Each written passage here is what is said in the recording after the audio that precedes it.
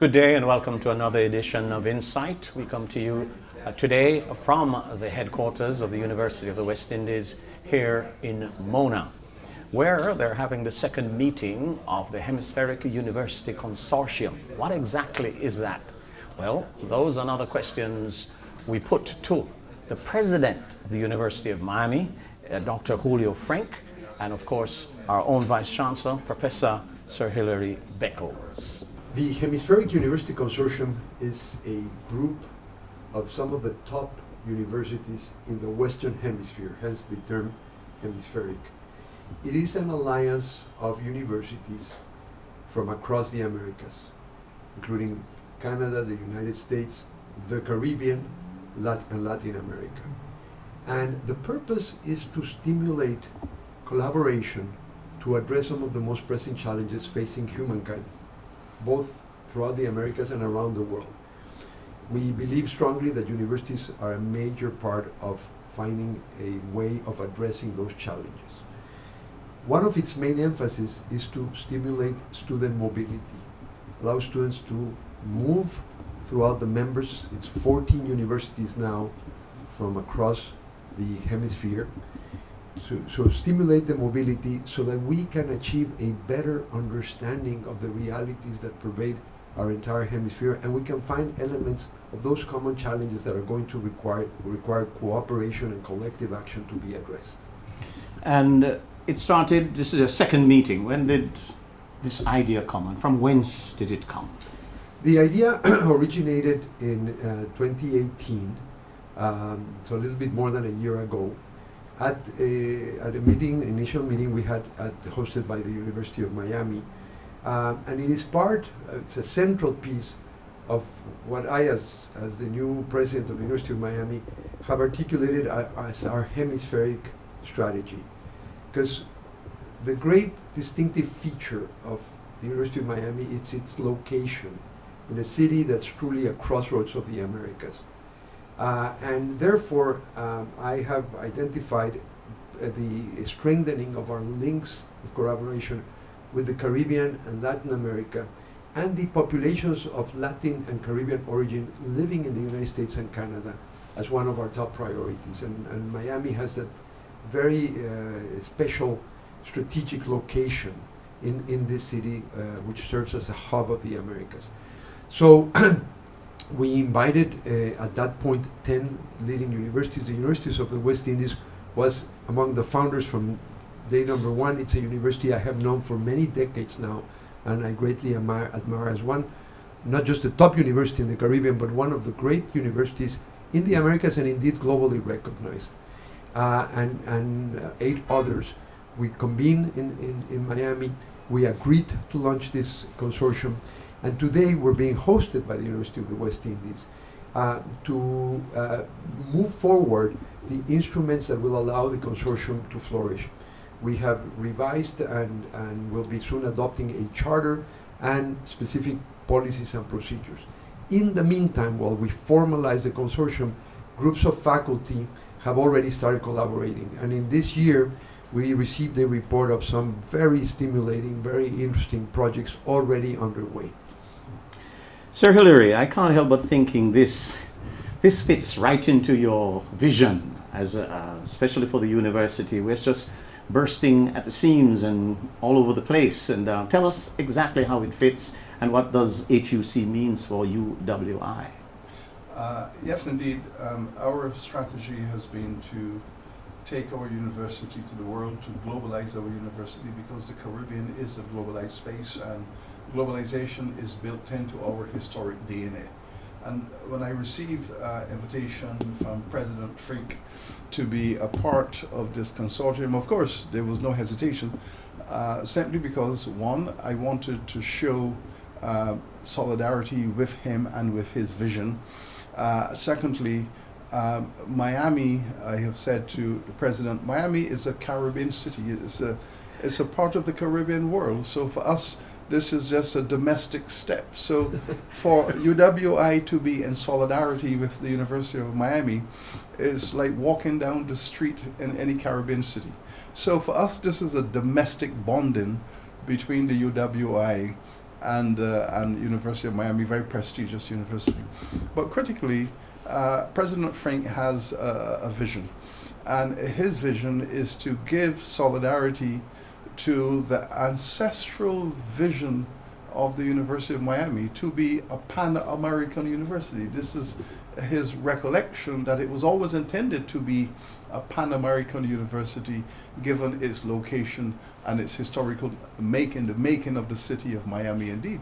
So to rekindle that vision that had been a part of the founding of the University of Miami was perfectly consistent with the UWI's vision of itself. So for me, it's like a holy alliance between the UWI and the University of Miami, and therefore by extension to be critical founding members of this hemispheric consortium that will do some wonderful things in the years ahead.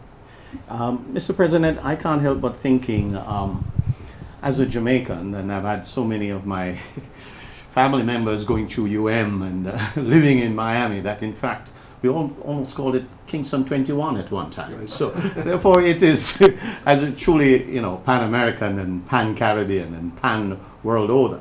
But certainly though, as we reflect on what you want to do, this vision, I always take the position of the man in the street. What does it mean to him? What does it mean for universities coming 14, all of you collaborating? How does it come down to him? Because you say it's going to be student-centric. How does you translate all of it? Well, you know, universities are inherently part of the community. They are part of the society in which they are embedded. And we play a fundamental role in the transformation of those societies. Think about this. Every single advancement that has improved the quantity and quality of life since World War II has started with research, and the vast majority of that research has been carried out at universities. Whether it's new drugs and vaccines that have prevented millions, literally, of deaths around the world, or whether it's elements like the internet, the invention of the transistor, the semiconductors, all of that technology was born out of research, and the vast majority of that was carried out in universities. Universities also educate the most advanced members of the workforce, the ones with the highest degree of competency. It is a source of education for the leaders in our community, whether it's leaders in government, leaders in industry, leaders in civil society. The vast majority of them have come from universities. And then universities provide a sense of continuity. Some of the oldest institutions in the world are universities. You know, we see universities in Europe celebrating almost a millennium. In the Spanish-speaking world, Salamanca just celebrated 800 years. And not to mention Cambridge and Oxford in the English world, which are also now over 800 years. Universities provide this sense of continuity of what constitutes a civilization. And for all of those reasons, we are central to the central component of our communities. And very importantly, universities provide, and higher education provide, the most legitimate vehicle for upward social mobility. It is through an education that we acquire the competencies, the skills, not just the concrete technical knowledge, but also the attributes that we need to function as productive citizens of our community, to advance in life, to achieve our goals, to lead a productive and rewarding and meaningful life. So the way in which intergenerationally we have promoted in all of our societies upward social mobility has been through education, and particularly through higher education. All of that is under threat today because, you know, the cost of education has risen, because there's a growing wave of populist political discourse that's anti-intellectual, that challenges some of the premises upon which we base our work, which is the pursuit of truth.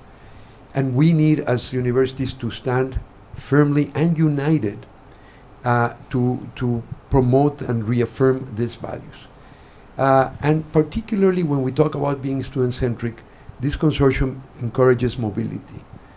Because I do believe that if we provide young people who enter university at exactly the same age in which they become citizens, around 18 years of age, an opportunity to be in touch with other young people from other latitudes. A lot of the stereotypes and the prejudice that is contaminating the way we interact with other parts of the world will be demolished, because those young people will soon discover that beyond their national identity, which is very valuable, there's also an element of common humanity that unites us all. And that is why we want to encourage that student exchange, certainly to enrich the educational experience of individual students, but also to try to bring up a new generation of leaders who understand that it's much more that unites than what divides us as human beings. We'll now take a break from Insight. We'll be right back.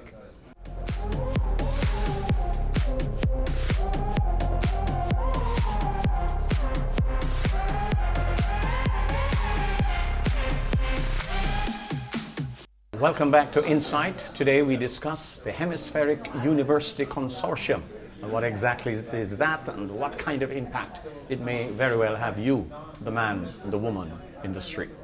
So Hilary, I can't help but thinking that universities nowadays, based on the route you're taking, can no longer be aloof or operate in a vacuum. If you have to represent what you represent to the people and ensure that you're part of the consciousness. The definition now of an excellent university is a university that prepares its students and its faculty for survival in a globalized world. A university that provides opportunity for citizens in their own space to appreciate the significance of Caribbean civilization, if you are in the University of the West Indies, and its role within the hemispheric civilization. So therefore, universities are to be excellent, need to be outward looking, and to see beyond its own corridors and its own walls, and to see connections with how the world is evolving. So to reach out and to create opportunities for your students to be mobile, to be globally agile, to be effective in all cultural spaces, would require that students be given some encouragement to engage. And this is what this consortium is seeking to do, to enhance the mobility of the minds of young people, to see the diversity around them and to celebrate that diversity, and to see in diversity strength, and to see in diversity the meaning of truth. And as the President has said, to help to destroy some of those stereotypes that are toxic in the world today, making the world a very complicated and difficult place. And the fact that we have chosen 5 pillars on which to operate at the moment. Okay, explain. And we have said for the short term, the 5 pillars that will structure the work of this consortium. We said we will look at the issue of climate change and its impact upon the hemisphere, upon the world, and the survival of small nations, especially that are vulnerable. We said we will look at issues such as the rise of crime and violence and the impact on security for citizens living in their communities. We also said, help me out here, Health and wellness. We said public health and wellness. We will look at the public health of the people and the right of a citizen to wellness, irrespective of their class background, irrespective of whether they have the financial resources and so on, living in poverty. They have a right to participate in their own health and wellness, and therefore to democratize access to medicine and to healthcare. And, entrepreneurship and inclusive innovation yes, is the 4th one. And your terminology. My terminology. Inclusive innovation. I yes, like that. Because we have this conversation where the search for economic growth is a passion that all societies in the world are pursuing. But yet, in most of the places where there is this significant achievement of economic growth, we see that as a consequence, there's increase in poverty. At the same time, you have economic growth because the benefits of the growth, the benefits are not being democratized and accessible. And so poverty is generally seen to be resultant from economic growth because it's not inclusive, it's not democratic, it's not taking younger people along with them. So therefore, we are concerned about that and would wish to see more young people, historically marginalized people, people who have not been in the elites of business, have an opportunity to generate wealth for themselves and their families. So these are the pillars. You have one more for me. And the last one is technology and innovation for education. Try to mobilize the educational revolution. Yes. There you go. Because we do need to apply all of the new digital media, the ICTs, to make knowledge and resources available to all different types of non-traditional communities, and therefore to use technology to innovate, not necessarily to be creative, but to do things differently in search of value added, and to bring the people of the historically marginalized communities into this culture of innovation, entrepreneurship, can only redound to the benefit of these societies, the hemisphere, and the world. Yes. And these are the pillars, we believe, that when activated and mobilized with teaching, with research, and with projects, will certainly make an impact upon solving some of the biggest problems that we are faced with right now. Mr. President, I had the privilege of sitting in to part of your meeting today, and some new concepts came up. So here goes a quiz section of this interview. Emerge. What's that? Emerge is an annual conference. It's been going on now for 4 years in Miami, and it was designed to convene innovators, entrepreneurs from across the Americas. It's grown to be the largest annual conference on innovation in the Americas. And when will be your third meeting? We are hoping, precisely as we did the first one, to use the Emerge to invite several of the vice chancellor and some of the rectors and presidents of the 14 members of the consortium to participate there, to have a public panel, and then also to have a business meeting of the consortium. So hopefully we'll do that in a year's time. I want to thank you both for being a part of this. Thank you. Thank you, Michael. Thank you. Thank you. We are gathered here to witness the signing of the Memorandum of Understanding.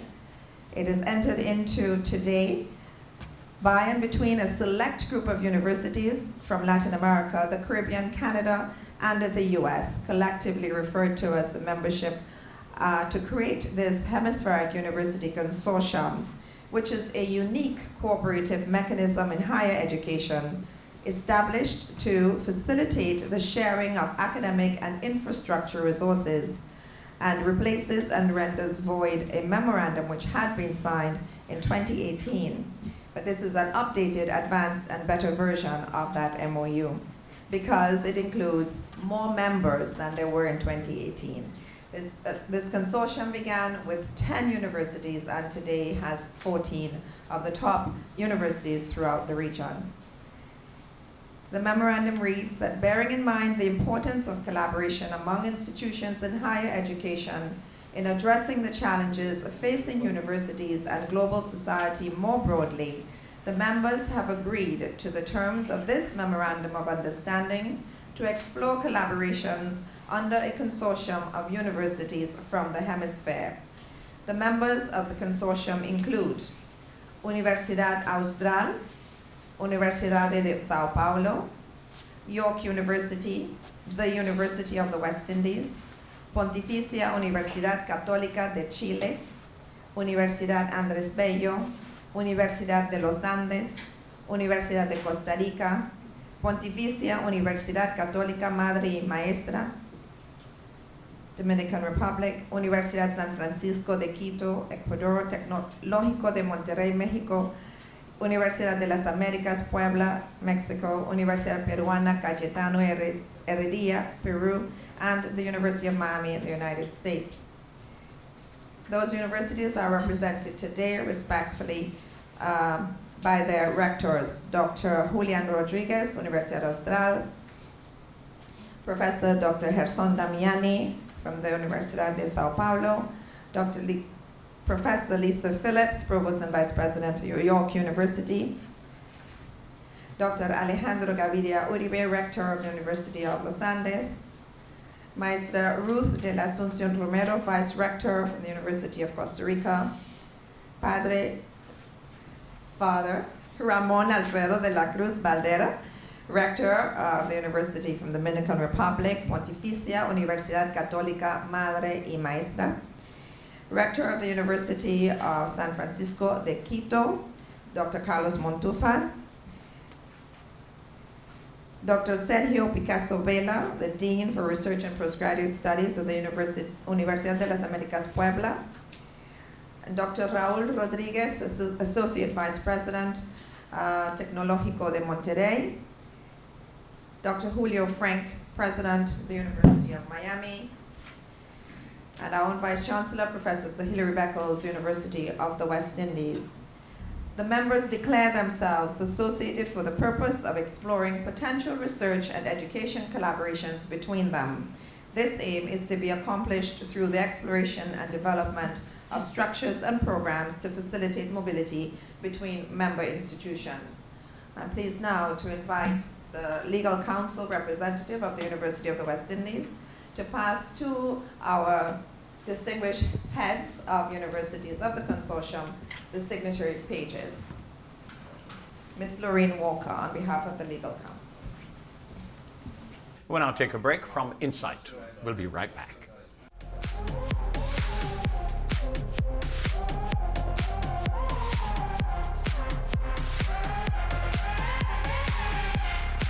Welcome back to Insight. We now hear excerpts from a roundtable discussions. The topic, challenges to global health. 71 years ago, the British government took a decision to establish a college in the Caribbean. And the decision was taken to establish a medical college. That medical college has now evolved into the University of the West Indies. But it was no coincidence that the British government chose as its first act in higher education to establish a school of medicine. 10 years prior, the masses of people in the Caribbean in the 1930s rose up in rebellion against the British Empire. It was a Caribbean-wide revolt from island to island, demanding the end of colonization. The decision to establish a medical school was based on the recommendation of a report, a commission of inquiry into the rebellions that said the public health of the people of the Caribbean is the worst in the British Empire. The realization that the public health of the people of the Caribbean was the worst in the entire British Empire was not a coincidence again. That was not an act of nature, that was an act of history. That the Caribbean had long been a zone of experiment in empire and colonization, focusing on the health of the working people. I am now the Vice Chancellor of this university that began as a strategy to improve the public health of the people of these islands. Now, As an historian, my tendency, of course, is to historicize everything. I try to get to the root of things, and the contemporary manifestations are in themselves important. But the historical origins and the process, I believe, are critical. Allow me to say this. Here we are today, and if you take the marker of chronic diseases, non-communicable chronic diseases, if you take that as a criterion, the black people in the Caribbean are the sickest people in the entire world. How is it then that the black people in the Caribbean are the sickest people in the world using that marker? The image we have of black people in the Caribbean, the global image, is not that we are the sickest people in the world in respect to chronic diseases. The image we have of the people of the Caribbean, the black people, is that we are super athletic. We are super fit. We love sport. We love music. We are great entertainers. And therefore, all of the images of well-being, all of the images of healthiness are surrounding us in the global media.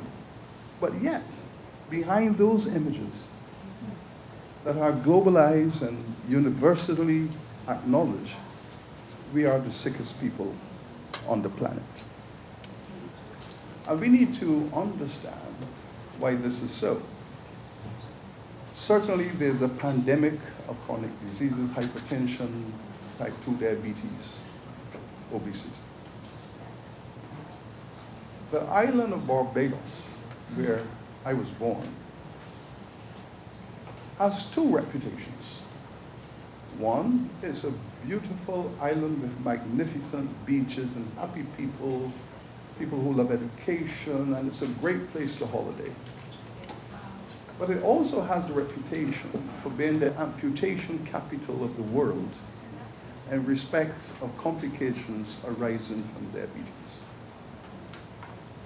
How is it that a little island in the Caribbean has more amputation per capita than any other part of the world as a result of complications of diabetes?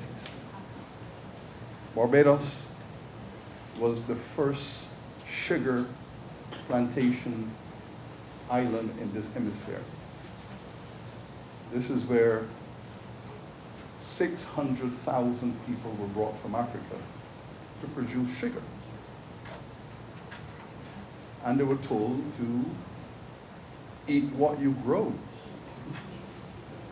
And the people now have an addiction to sugar. And as a result of this historic addiction to sugar over 400 years, there is now this pandemic of diabetes. Now, of course, in the discourse, the explosion of hypertension that is resulting in this extraordinary number of strokes in the Caribbean. Again, I don't think there is a population anywhere in the world with as many strokes per capita resulting from hypertension than in the Caribbean. So we have all of these expressions of a horrendous public health catastrophe that is quite reasonably consuming our best efforts. And here we are in a university that was built to improve the public health of the people. And now we are surrounded by a pandemic of chronic diseases that is quite frankly overwhelming us. And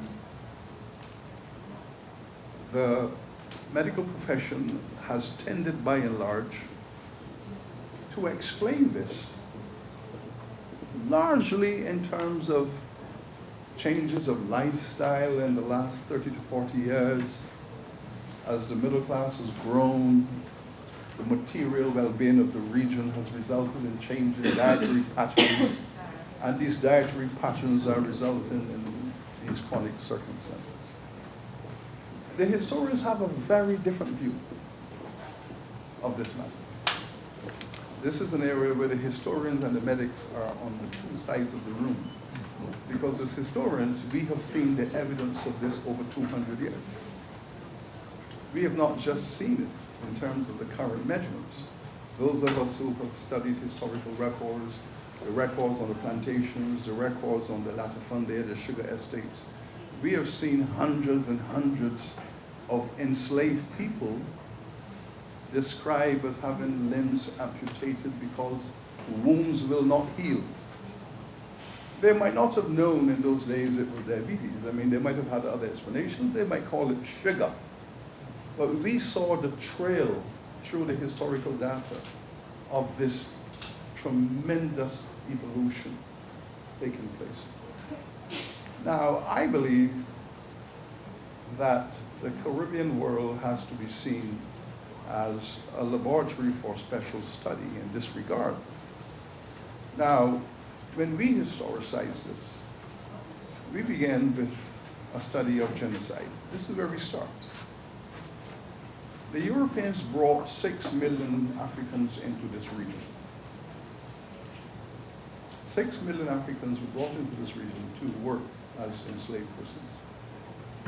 After 300 years, there were 3 million remaining. Question then is, how do 6 million people result in 3 million people after 300 years? Clearly, the one thing we know about humans is that they have sex, they make love, they have children. And that populations grow unless something prevents it from growing. So for 400 years, the black population of the Caribbean did not grow for 400 years. It was in systemic decline for 400 years. It has only started to grow in the last 150 years. So the history of the black people in the Caribbean is a history of genocide. The system of slavery was designed to produce that effect because it was a clear mathematical calculation. We buy a person for 100 pounds, 50 pounds, 80 pounds. We buy that person. We want 7 years of labor from that person. And after 7 years of labor, we replace you with another one. So we work you to death. We give you salt, we give you sugar, we work you to death. And because you are cheap on the market, we replace you for another one. It's like taking your car and you buy a car and after 3 years you want a new one. You take it and then replace it. Against that background, there is a perception of the health of the person. There is a clear historic conception of what is a black life, what is the value of it, what is the meaning of it. All of this history has to be taken into consideration as we reflect on this pandemic of ill health in the Caribbean and why it is that black life in the Caribbean is disappearing at a faster rate than other ethnic groups. We have to look at that historically, we have to discuss it, and we have to ask ourselves the important question. Slavery and colonization are over, but we are now living in the jet stream of it. We are now seeing the consequences of it. And that is something we now have to study. We'll now take a break from Insight. We'll be right back.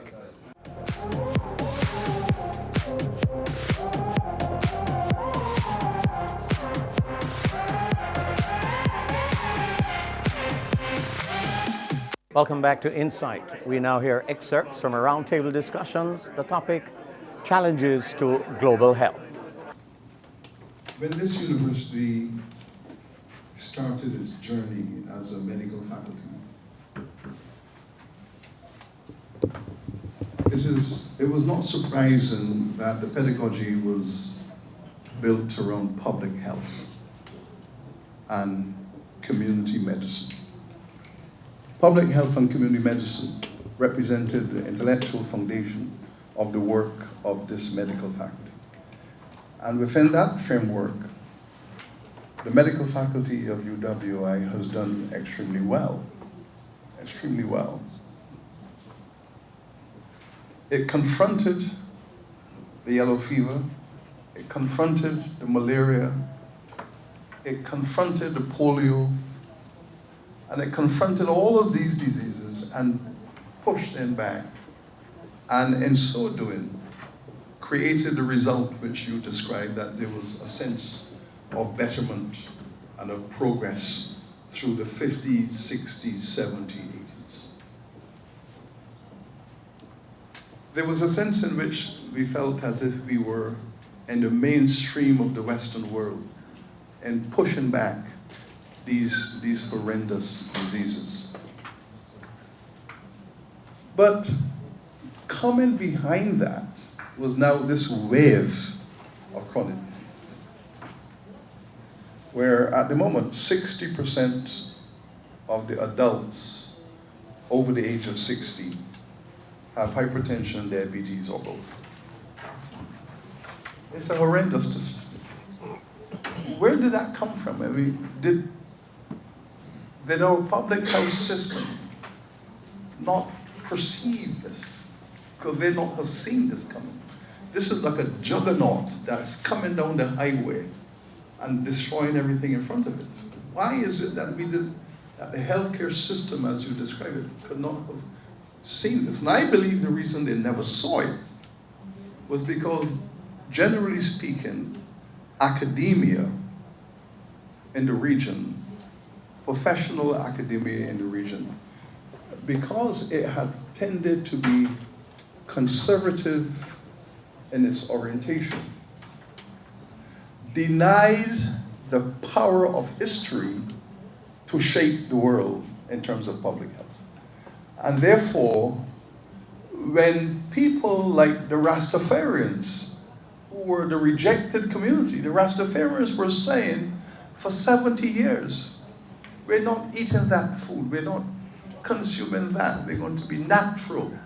We are not stressed, we are going to take life gently, we are not going to be part of the colonial rat race, we're not part of this aggressive pursuit of material well-being.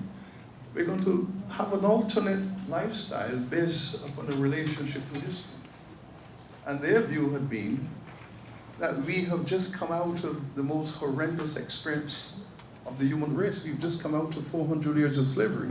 And we're going to adjust our mind and bodies to a new sense of holistic being.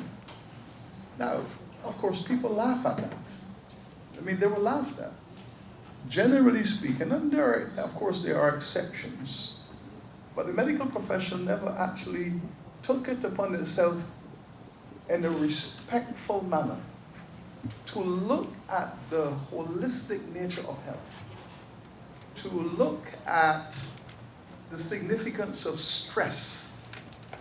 Here is a community coming out of slavery, but is still living in a white supremacy dominated world. What are the emotional stress points for children living in a white supremacy island where blackness is frowned upon and not celebrated? How does this affect the mental health of children becoming adults? When all of the institutions, the school, the church, and all of the institutions they have to go through are propagating a philosophy of African inferiority. And these African people will have to live in this cultural space and have a holistic life. It has been a tremendous challenge for these post-slavery people to come to a sense of the dignity of their history and their culture, to create the balance of body and mind in order to live a healthy experience. And all of these issues, I think the medical profession did not take centrally into what they were doing, so that the mind-body history relationship was not examined. And now we have this marker that says the Caribbean peoples are the most stressed out people on the planet. And they are stressed out because they are trying to live, they're trying to have development, they are pursuing development aggressively, and it's eluding them. And no matter how hard they work to achieve economic development, social change, cultural transformation, the forces of history are pulling them back into a legacy that they need to get over. So we have in the Caribbean a cocktail of forces that are challenging the public health of each generation. And now we're being told by another group of physicians that many of these historical stresses are genetically transmitted, that the genes are recognizing these historical stresses and they're passed on from parents to children. And now we have this situation to be explained. How do the medical profession engage the new genetic sciences to answer that question? Are these forces of history that have trapped these people, are they really being passed on genetically? And therefore, the 3 or 4 million black children in these societies, are they going to become adults exactly like their parents with the same chronic diseases as their parents? Or are we simply going to say, all you have to do is to launch a public health campaign, as we have done, to persuade the children not to consume the sugar. They mustn't drink sodas, and now we're putting taxes on sweet drinks and so on. But if they are addicted to sugar and addicted to salt, because that is what they consume for 400 years, and they cannot get away from it because they are addicted, how do we break through this addiction to these salts and these sugars, given the fact that we know this is what they ate for 400 years? So I don't think we have conceptualized what a public health system should look like in that context. What ought to be the angles to approach public health? What really is public health reproduction? I am not comfortable that we have, and this is not a critique of the medical profession, this is a critique of all of the professions that are watching this well, we say pandemic, but watching these pandemics erupt, and truthfully, all of us are looking powerless. I think it's because we have not yet designed an interdisciplinary framework that looks at this entire catastrophe holistically and tackle it from all the various angles until we get to the bottom of it. I'm not sure that we have. I am personally very intrigued by the proposition coming out of Norway that says when the state invests resources in the environment to create community parks, to create places where children can be safe even in the night, create spaces where libraries and places of information are openly accessible, to create an environment through investments where there is a sense of your humanity being celebrated in the environment. I believe that these are places where we must now begin to realize that any public policy action that distresses people, especially people who have been materially oppressed for centuries, and people who are in pursuit of betterment through hard work, but it is eluding them, and there is a sense of hopelessness. That sense of hopelessness creates not only the violence that we have seen, but the environments that are in themselves so aggressive. So I believe that a university has to help to theorize that, not just produce doctors who will put you on the bed and listen to your heart and listen to your lungs and so on, but they have to do other things. I will never forget, as a student, reading the statement by Fat Sanon as a psychiatrist who was practicing in the Algerian Revolution. And the peasants would come into his office and they would say to him, "Doc, I'm in pain." And he would say, "Well, where are you hurting?" And there's silence, and he would press them, "Where's your pain?" And then they would say, "Doc, all over." And that's exactly what they were feeling. They were feeling pain all over because of the nature of the environment and the society in which they were living. I think medicine has to take on board the environment and certainly in the Caribbean, the vast majority of our people, the majority of our people in the Caribbean are living in places we call ghettos. Now, here we are at the beginning of the 21st century, and half of your citizens are living in places that are called ghettos, and we know what a ghetto is. Now, unless you have a public policy perspective that says we have to give people places to live where they feel a sense of social dignity, we have to give them a place where there's access to education, access to safety in the streets. All of these issues, I believe, are as important, and I believe that the investment made in those kinds of policies will see a reduction in the costs of having to run massive public hospitals, constantly building public hospitals. And if you're not building hospitals, you're building prisons, because there's a connection between the mental health and the physical health. And there's a huge over expenditure in massive concrete hospitals and prisons. And the places where people ought to be able to feel that sense of relaxation after work, in your community, peace, those kinds of investments, I believe, must now be made. And I think the medical practitioners have a duty to theorize a conception of public health and well-being that transcends the interests of the pharmaceuticals. And I was happy to become a member of the Lancet Commission, because the idea is that the medical profession seem to have been kidnapped by the pharmaceuticals. And they're just pouring drugs at people, you know, on a consistent basis, just pouring medication at you. And in fact, there is another way to look at this issue. And I think that the university should be in the vanguard of the alternative approach to improving public health. Thank you. And that's it for Insight this week. Michael Sharp wishing you pleasant viewing.